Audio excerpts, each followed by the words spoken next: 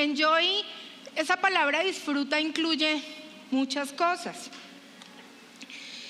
¿Y por qué hemos desarrollado esta serie? En Iglesia Bogotá creemos firmemente que Dios quiere que sus hijos disfrutemos de esa vida abundante que Él tiene para nosotros. Que dejemos de correr, que nos detengamos, que la disfrutemos, que la recibamos y que la vivamos.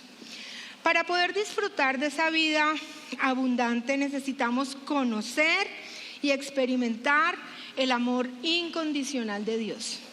Y eso de pronto lo hemos escuchado otras veces. Disfruta del amor de Dios. Pero para que eso suceda, es necesario que nosotros tengamos una relación personal con Jesús. Tengo una noticia para ustedes. Conocer la gracia de Dios es lo único que tiene el poder de cambiar nuestras vidas. Entonces conocer la gracia de Dios es lo único que tiene el poder de cambiar nuestras vidas. Efesios 2:8 nos dice: porque por gracia ustedes han sido salvados. ¿Quiénes son ustedes? ¿Quiénes somos ustedes? Ustedes eres tú, ustedes eres tú, ustedes eres tú, ustedes soy yo, ustedes es Willy, Marce, Nata. Porque por gracia ustedes, es decir, todos nosotros, hemos sido salvados mediante la fe. O sea, ¿qué necesitamos para ser salvos por gracia? Fe.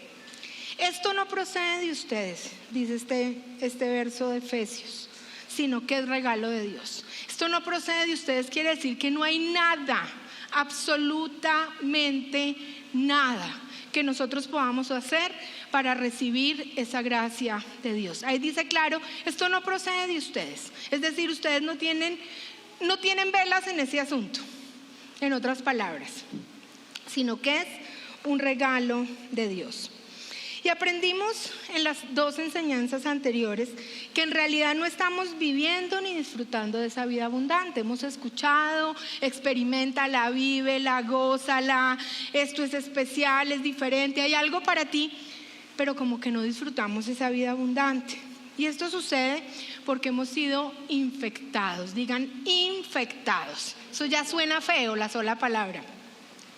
Hemos sido infectados por un virus que se llama religión. Y un virus en ningún caso es bueno, o sea, un virus siempre es malo, que nos lleva a creer que debemos obedecer la palabra de Dios o vivir una vida santa para mantener nuestra salvación. Solo el Evangelio de gracia produce cristianos auténticos, porque funciona con base en el amor de Dios y no en el juicio ni en el temor. Entonces, hoy decidimos quedarnos aquí quietos, dejar de correr para que esa gracia nos alcance y nosotros podamos vivirla y experimentarla. Y es parte de lo que hemos estado aprendiendo en esta enseñanza. Entonces, quiero que veamos una foto que vamos a tener aquí en nuestros televisores y al frente. Y ahí vemos personas como enfermas. Sabemos que hay dolor de cabeza, vemos que hay gripa, que hay cara de dolor. O sea, ahí ninguno se ve contento. ¿Ustedes ven alguno ahí contento? Ahí ninguno se ve como experimentando y disfrutando la vida. Están como aburridos, con cara de tristeza, con cara de dolor. Y es que, aunque ya aprendimos cuál es la causa, que es el virus, aprendimos cuál es el virus, que es la religión, aprendimos cuál es la causa, que es un evangelio que mezcla fe y obras. Hoy vamos a aprender cuáles son los síntomas. Y para eso quiero contarles una historia que viví esta semana. Resulta que el domingo pasado, al finalizar la experiencia en la noche, nos fuimos con mi papá a comer pizza y con Willy. Y fuimos a un lugar que nos había encantado otras veces y nos comimos la pizza y estaba deliciosa, pero en la noche yo empecé a sentirme así, como estos chicos de las fotos. Me dolía todo, tenía rebote, tenía malestar, todo lo que causa pues una indigestión horrible. Y bueno, entonces empieza uno con el agüita de limón, agüita de moringa, que una sal de frutas, que comamos bajito. Pero con el paso de los días me empecé a sentir todavía más enferma y nada que me pasaba. Yo le decía a Willy, no, qué pizza tan hijo de mi chica. O sea, esa vaina estuvo pero impresionante. Y entonces de sentirme tan mal pues dije, tengo que ir al médico. O sea, tengo que pedir una cita porque hace como 2 o 3 semanas había tenido síntomas parecidos y fui donde el médico. Entonces llegué a mi consulta y le dije a la doctora, bueno, y ella, bueno, ¿cuál es el motivo de la consulta? Y yo, no, doctor, es que imagínense que me comí una pizza que me hizo un daño horrible, entonces tenía una indigestión espantosa. Y ella, como pues cualquier médico, empezó a hacerme un análisis y a mirar los síntomas. Me pesó, eso fue terrible. Eso fue terrible, y yo decía, ¿por qué? Y entre otras cosas me dijo, mira, tú tienes este síntoma, este síntoma, este síntoma, este síntoma, este síntoma, y eso nos lleva a hacer un diagnóstico en tu vida y tienes 2 condiciones que hoy no se las voy a contar luego, que hay que tratar y que requieren intervención. Entonces muchas veces creemos que las situaciones tienen unos tratamientos y unas formas de manejo a nuestro acomodo y lo que nosotros queremos.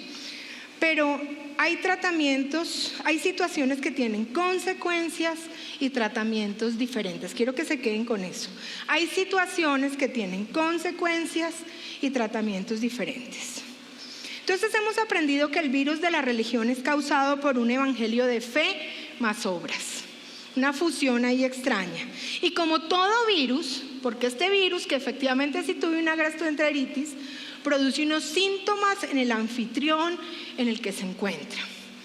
En nuestro caso, el mayor virus, el más terrible, el más espantoso, el que, mejor dicho, al que le tenemos que huir y que es un síntoma muy significativo de que tenemos el virus de la religión, es la inseguridad del amor de Dios.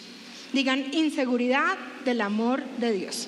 Ese es el síntoma más terrible. Pero hay otros síntomas asociados, porque uno no solamente le duele el estómago, uno le da escalofrío, le da dolor de cabeza, sed, bueno, todo lo que pasa.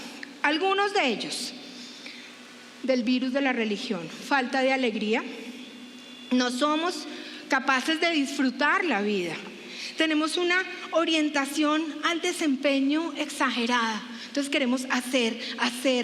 Siempre tenemos que estar haciendo algo para que Dios nos ame. Tenemos una actitud crítica y falta de amor hacia los demás. Entonces no sabemos perfectamente los errores de otros. A veces los tenemos hasta en listas de Excel y todo lo demás. Tenemos un enfoque obsesivo por las normas. No, nada se puede salir de lo que nosotros creemos que es así. Tenemos una actitud sectaria, es decir, creemos que tenemos la verdad absoluta y que lo que nosotros pensamos, sentimos y decimos es así y punto. Y aquí viene uno bien duro, que va directamente ligado a la inseguridad del amor de Dios. Y es una poca o ninguna seguridad de salvación. Es imposible que exista confianza en una relación, cualquiera que sea, cuando no estamos seguros del amor de otra persona. Y eso se llama como codependencia. Es cuando tú tienes que estar haciendo algo para que la otra persona no te deje, no se ponga brava. Y muchas veces tenemos relaciones de este tipo. Entonces, no sé, con nuestro esposo, con nuestra esposa, novio, novia. Entonces tratamos de complacer a esa persona en todo y nos anulamos a nosotros mismos con tal de que esa persona no me deje de amar, con tal de que esa persona mantenga a mi lado, con tal de que esa persona no se vaya. Y muchas veces pasamos por encima de nuestros propios principios, de nuestra propia vida, buscando eso, que esa relación no termine, porque es que cualquier cosa que yo haga es causal para que eso suceda. La inseguridad es un obstáculo para las relaciones, porque produce temor y nos incapacita para ser reales. ¿Quién nos conoce más que nadie? Dios. Dios te creó, dice el libro de Jeremías que desde el vientre nos escogió. que nos había apartado. O sea, Él nos conoce mejor que nadie, pero nosotros ponemos fachadas y nos mostramos como otra persona. Tristemente, en la relación con Dios sucede lo mismo. Cuando no nos sentimos seguros de su amor, nuestro corazón se llena de temor y no somos libres para mostrarnos como somos y para disfrutar de esa relación. Y la relación con Dios se nos vuelve un asunto de cumplir reglas. Entonces yo me levanto, lloro a las 5, luego entonces doy gracias por los alimentos antes de salir. Entonces yo digo, Señor, bendíceme. Por la noche llego y hago el devocional. Y una cantidad de reglas y de normas que cada uno ya sabrá, en otros más, en otros menos, que nos impide disfrutar de esa relación. Y todo eso lo hacemos supuestamente para no defraudar a Dios. Porque es que yo, ¿cómo no voy a orar hoy? ¿Cómo no voy a, poner una alabanza? Una cantidad de reglas y de normas que vienen siendo parte de ese virus de la religión que nos empieza a infectar. Y cuando estamos infectados, pues nosotros actuamos como infectados. Cuando tenemos gripa, estornudamos, tosemos, nos sonamos, nos quedamos descansando, tenemos dolor de cabeza. O sea, nuestra vida no es la misma. Si queremos disfrutar a plenitud la relación con Dios, tu corazón y mi corazón necesita sentirse seguro. Dios nos ama de manera incondicional, exagerada, desbordante. O sea, en nuestra mente no cabe el cuánto nos ama. Pero nosotros necesitamos estar convencidos de eso para poder vivir, experimentar y dejar de correr y disfrutar de esa vida abundante. Romanos 5, 18 al 19 nos dice: así es, un solo pecado de Adán trae condenación para todos. ¿Cuánto? ¿Cuál? ¿Cuánto? Uno. Un solo pecado trae condenación para... ¿Y quiénes somos todos? Pero un solo acto de justicia de Cristo trae una relación correcta. Y aquí también podríamos decir segura, permanente, intencional, para siempre. Y una vida nueva para todos. Por uno solo que desobedeció a Dios, muchos pasaron a ser pecadores, pero con uno solo que obedeció a Dios, muchos serán declarados justos. Recuerda que al principio hablamos que hay situaciones que tienen consecuencias y tratamientos diferentes. Bueno, este pecado de Adán, ese solo pecado de Adán, produjo dos consecuencias diferentes que afectaron a la humanidad. ¿Cuántas consecuencias? Dos. Esto tiene que ser claro porque esto es base de nuestra fe, de nuestro cristianismo y de nuestra posición en Cristo. Entonces, estén muy atentos. El pecado de Adán produjo dos consecuencias diferentes que afectaron a la humanidad. Y cada una de ellas tiene efectos diferentes y se soluciona de manera diferente. Entonces, yo no podía curar esta gastroenteritis que yo tenía con agua de moringa. O sea, eso tenía un tratamiento específico. De la misma manera, cada una de estas consecuencias tiene un tratamiento y se soluciona de manera diferente. Si nosotros no entendemos esas diferencias, vamos a vivir inseguros en nuestra relación con Dios. Entonces, consecuencia 1. Adán representaba a toda la raza humana. Por tanto, cuando Adán pecó, todos los seres humanos fuimos declarados culpables y condenados a muerte eterna. La primera consecuencia: cuando un deportista va a representarnos al exterior y este deportista gana, ¿quién gana? Toda Colombia, porque él nos está representando. Si este deportista pierde, ¿quién pierde? Toda Colombia. Entonces quiero que entendamos el concepto de que Adán representaba a la raza humana. O sea, él estaba representándonos a todos nosotros.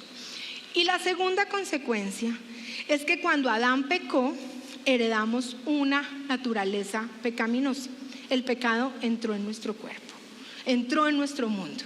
2 consecuencias, 2 tratamientos, 2 síntomas, 2 formas de entender, o sea, 2 maneras de entender esta situación. Entonces, vamos a aprender y a estudiar sobre la consecuencia 1. Romanos 5:18 dice: así es, un solo pecado de Adán trae condenación para todos. Es decir, fuimos declarados culpables. Teníamos una sentencia que venía directamente del reino de los cielos a esta humanidad y fuimos declarados culpables. Cuando Adán pecó, todos nosotros estábamos representados en Adán. La sentencia de Adán cayó sobre ti, cayó sobre mí. Cuando Adán pecó es como si todos hubiésemos pecado. Entonces ya explicamos que eso fue una sentencia por representación. Adán y Eva fueron personas reales, eso no es una fábula ni una historia mitológica. Ellos fueron personas reales y lo que hicieron tiene efectos y consecuencias hasta nuestros días. Cuando nos dieron esa sentencia, nos declararon culpables. Eso significa que necesitamos una nueva sentencia sobre nuestra vida. Nacemos identificados con Adán. Entonces, ¿entendemos eso? Nacemos identificados con Adán. Pero podemos nacer de nuevo en identificación con Jesús. Eso requiere un ¡wow! Voy a disfrutar de eso. Cuando aceptamos a Cristo como Señor y Salvador, pasamos de ser condenados a ser declarados justos. Es decir, esa sentencia que había sobre nosotros de muerte fue anulada. De estar separados de esa relación con Él, de ser enemigos de Dios, pasamos a ser amigos. Hubo un proceso de restauración. Cuando entendemos que no nos podemos salvar solos a nosotros mismos, Cristo tomó nuestro lugar. En vez de recibir el castigo que merecíamos, recibimos perdón y vida eterna y fuimos declarados justos. En ese momento nuestra confianza está en Él, en lo que hizo en esa cruz, en lo que hoy conmemoramos, recibimos y recordamos. Nuestra deuda quedó pagada de una vez y para siempre. De hecho, la Escritura dice: consumado es.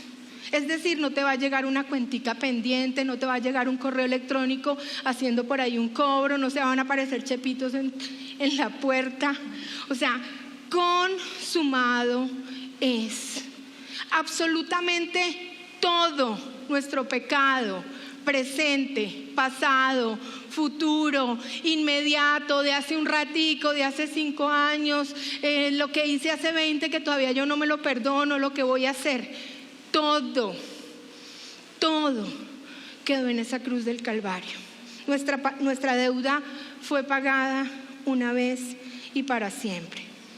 La desobediencia hace a muchos justos. ¿Y qué es importante de esto?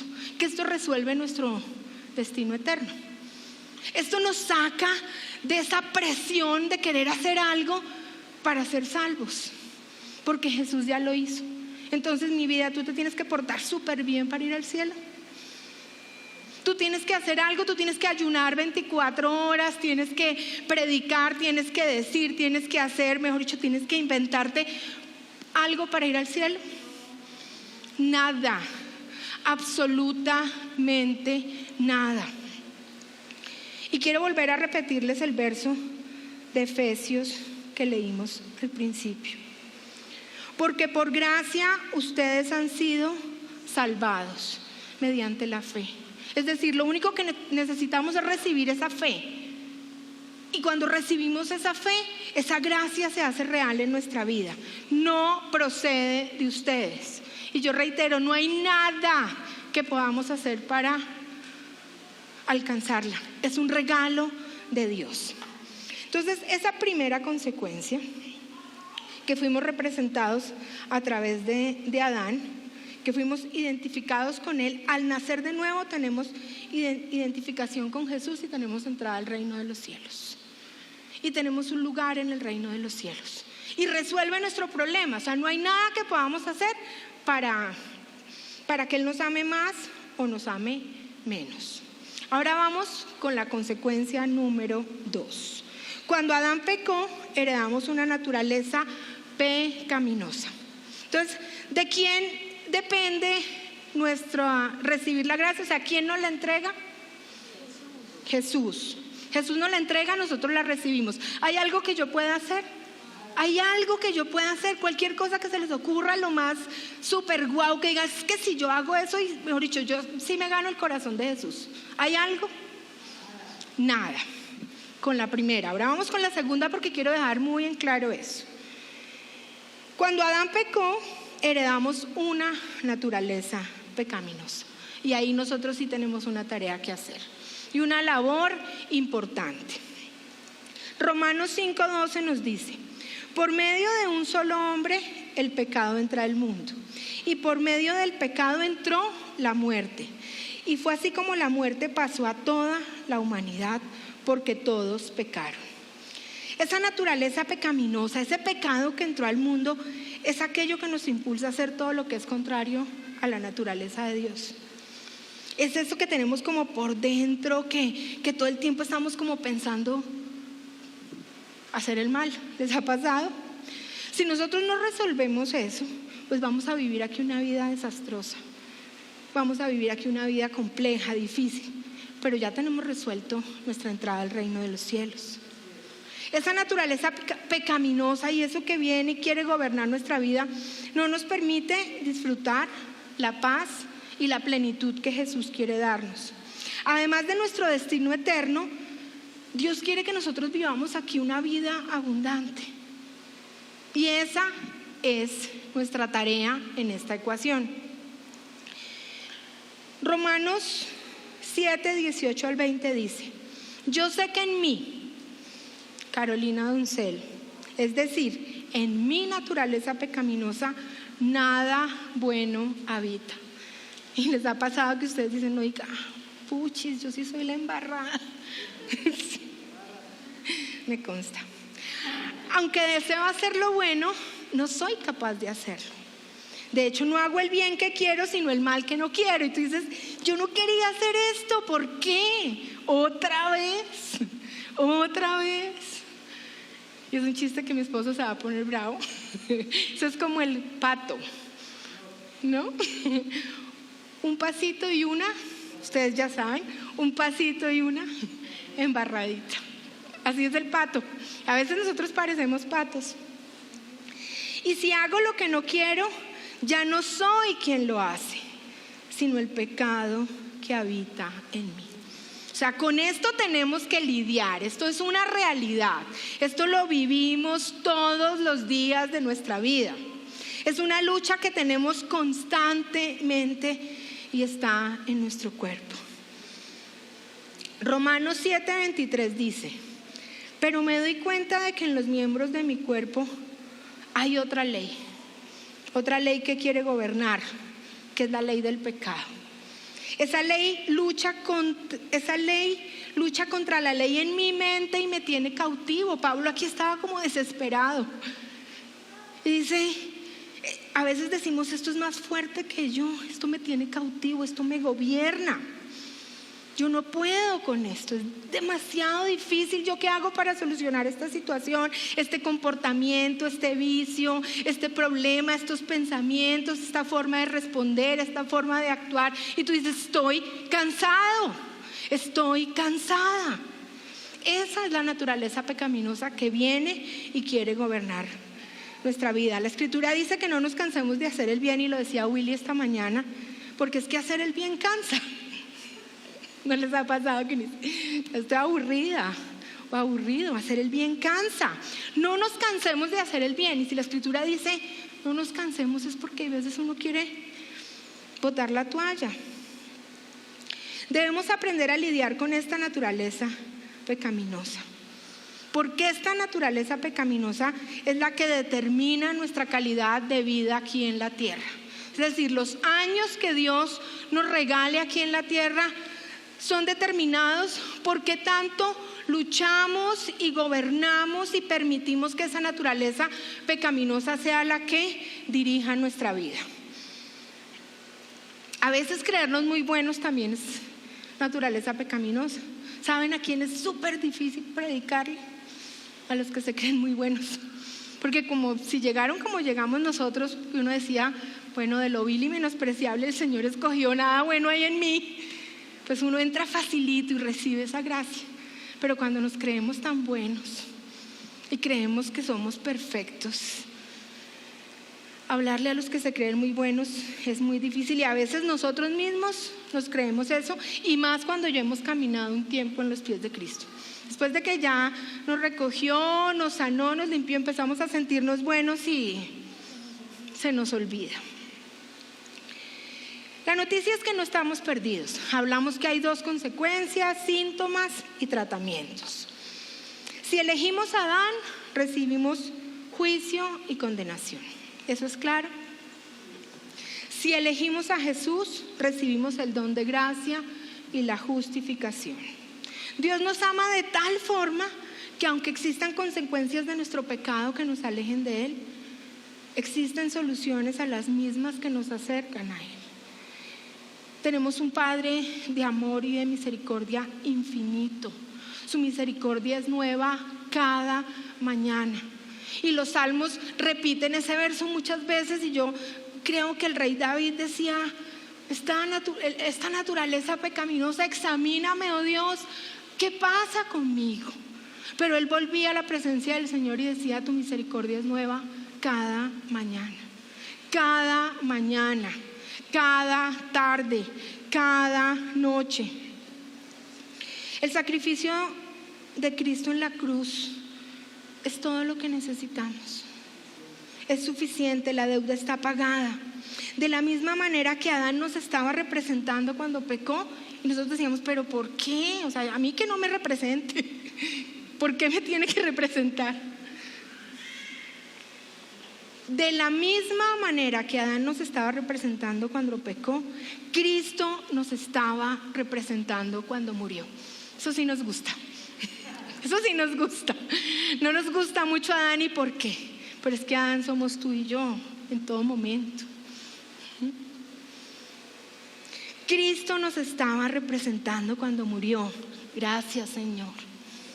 Al morir en la cruz, Jesús estaba pagando por los pecados de todos los hombres. Una deuda que quedó pagada por siempre y para siempre. Completó todo lo que necesitaba hacer por ti y por mí. Romanos 5:19 dice, porque así como por la desobediencia de uno solo muchos fueron constituidos pecadores, también por la obediencia de uno muchos serán constituidos justos. Cuando recibimos a Jesús como nuestro Señor y Salvador, se nos aplica ese sacrificio y somos declarados justos. Y ahora tenemos la posibilidad de relacionarnos con Dios, y hemos sido trasladados del reino de las tinieblas al reino de la luz, y podemos tener una relación y podemos acercarnos confiadamente. Gálatas 5:16 nos dice, así que les digo, vivan por el Espíritu y no seguirán los deseos de la naturaleza pecaminosa. Entonces, ¿cuál es la solución? Y quiero que me la digan en una palabra para esa representación que tuvimos en Adán y que fuimos separados, declarados enemigos. ¿Cuál es la solución a eso? Jesús, Cristo, no tiene otra palabra. O sea, ahí está, ya fue pagado. Cristo murió por nosotros. No tenemos nada que hacer para tener un lugar en el reino de los cielos, aparte de recibir esa fe y esa gracia que es un regalo. Si yo te voy a dar un regalo, ¿tú qué haces? ¿Tú te quedas así? Bueno, pues déjemelo ahí. Tú ábrela, a mí me fascina que me den regalos, y si me los dan los tengo que abrir ahí mismo. No me aguanto casi ni siquiera llegar a la casa. Entonces es recibir ese regalo, abrirlo y disfrutarlo. Pero tenemos la segunda consecuencia. ¿Se acuerdan que hablamos que fuimos heredados una naturaleza pecaminosa? Para eso tenemos Gálatas 5:16. Vivir en el Espíritu, es decir, permitir que el Espíritu Santo sea el que gobierna nuestra mente, nuestros pensamientos, nuestro caminar diario. Vivir incluye muchas cosas. Cuando tú dices vivir, ¿qué te imaginas? el día a día. Vivir implica desde que tú te levantas, almuerzas, desayunas, comes, te bañas, hablas por teléfono, ves una serie en Netflix, te vas a comer con tus papás, te vas para el trabajo, haces mercado. Es vivir en el Espíritu. Y Gálatas 5:16 nos dice: así que les digo, vivan por el Espíritu y no seguirán los deseos de la naturaleza pecaminosa.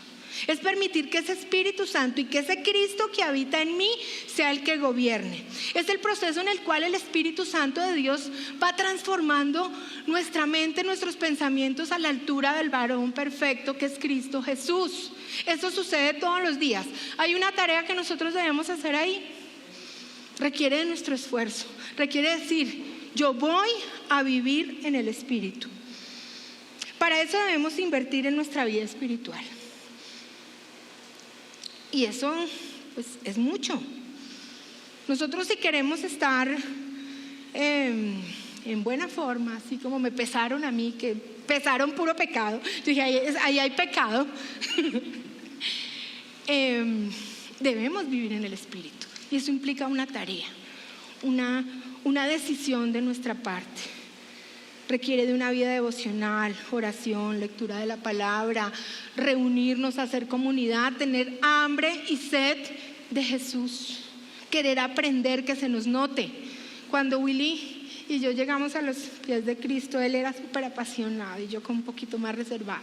Entonces a él le decían: costura con Jesús, cocina con Jesús. Todo lo que tuviera que hacer, él decía, si todavía es así. Pablo nos da una manera fácil de saber si caminamos en el Espíritu, y nos lo enseña en Romanos 8:5. Dice: los que viven conforme a la naturaleza pecaminosa fijan, enfocan, dirigen su mente o la mente en los deseos de tal naturaleza. Los que viven conforme al Espíritu fijan, enfocan, deciden, caminan conforme al Espíritu. Fijan la mente en los deseos del Espíritu.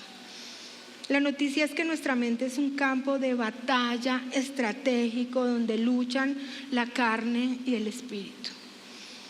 Y la Biblia también nos dice que llevemos todo pensamiento cautivo a la obediencia en Cristo Jesús. ¿Por qué nos dirá eso? Que a veces en nuestra mente son otros pensamientos los que nos cautivan.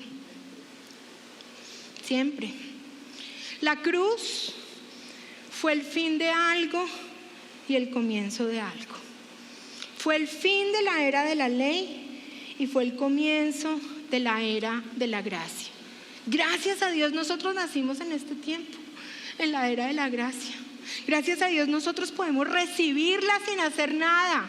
Gracias a Dios alguien nos predicó. Gracias a Dios podemos predicarles a otros. Gracias a Dios en este tiempo nosotros tenemos ese don, ese regalo. Y lo único que tenemos que hacer es sacar las manos del bolsillo, detenernos y decir: yo la recibo. Yo la recibo, yo la quiero, yo la anhelo, yo la quiero experimentar, yo la quiero vivir, yo quiero recibir esa libertad, esa paz, ese gozo, esa convicción. Yo la quiero. Ya Jesús lo hizo. Juan 3:16 dice: Dios amó tanto al mundo. Eso es amor. Que dio a su Hijo único. Eso es justicia. Es la combinación entre amor y justicia. Tenemos un Dios 100% amoroso, pero un Dios 100% justo. ¿Para qué hizo eso? Para que todo aquel que en Él crea no se pierda, sino que tenga vida eterna. Entonces, ¿cuál es nuestra tarea? Creer. Renovar nuestra mente, nuestro pensamiento, dejar que el Espíritu Santo transforme. La cruz es ese punto de equilibrio que permite la gracia y la justicia. Y ese es el Dios que tenemos, un Dios abundante, un Dios exagerado. Somos salvos solo por gracia, por medio de nuestra fe en Jesús. Solo por gracia. ¿Pero para qué fuimos salvos? Para hacer buenas obras. Y esas buenas obras no son para llegar al reino de los cielos. Esas buenas obras son para experimentar aquí la vida abundante que Jesús tiene para nosotros. Para que a través de nuestra vida podamos manifestar el amor de Jesús a otros. Para que podamos alcanzar a otros para Cristo. Para que ninguno se pierda. Ese es el corazón del Padre.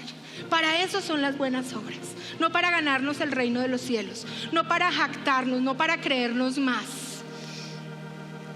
Todos necesitamos una revelación de su gracia. Vamos a ponernos de pie.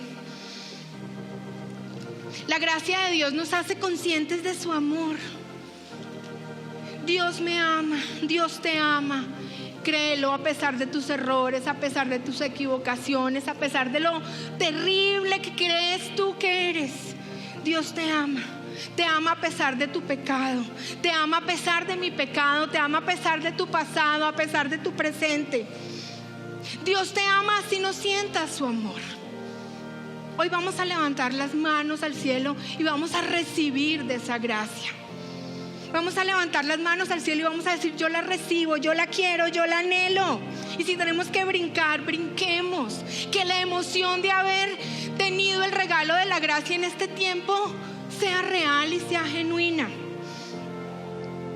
Dios ama tanto a su pueblo, a sus hijos, a Iglesia, a tu casa, a tu familia, que envió a morir a su único hijo, para que todo aquel que en él crea no se pierda, mas tenga vida eterna. La gracia nos da seguridad de salvación. Tenemos un lugar en el reino de los cielos, tenemos una morada. Nada podrá separarnos del amor de Dios en Cristo Jesús. Y el libro de Romanos nos dice que ni la vida, que ni la muerte, que ni los ángeles, ni los demonios, ni lo presente, ni lo porvenir, ni lo alto, ni lo profundo. Y termina como diciendo: ninguna cosa creada,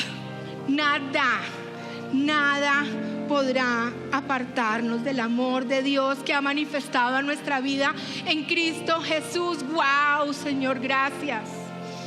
Gracias por tu amor, gracias por tu gracia, gracias por tu misericordia, gracias por tu Hijo, gracias por tu Espíritu Santo, gracias por tu salvación, gracias porque renuevas mi mente cada mañana. Todos podemos entrar en el trono de la gracia. Él nos mira con agrado, Él sabe tu nombre, Él conoce tu familia, Él suspira cuando piensa en ti, Él te anhela, Él te necesita, Él te quiere. Oremos, Padre, que tu amor sea derramado en nuestros corazones de una manera desbordada, exagerada, exuberante. Hoy queremos tener una gracia. Hoy queremos tener un encuentro con tu gracia y con tu amor. Hoy, Padre, te pedimos que sanes todo concepto equivocado del amor de Dios y que tengamos nuestra seguridad en ti, que en ti hay salvación, que en ti hay libertad. Gracias, Señor, porque hoy levantamos nuestras manos y recibimos de ese amor inagotable y no corremos más, sino que nos quedamos aquí, Señor, para poder experimentar y disfrutar lo que tú tienes para nosotros. En el nombre de Cristo Jesús. Amén.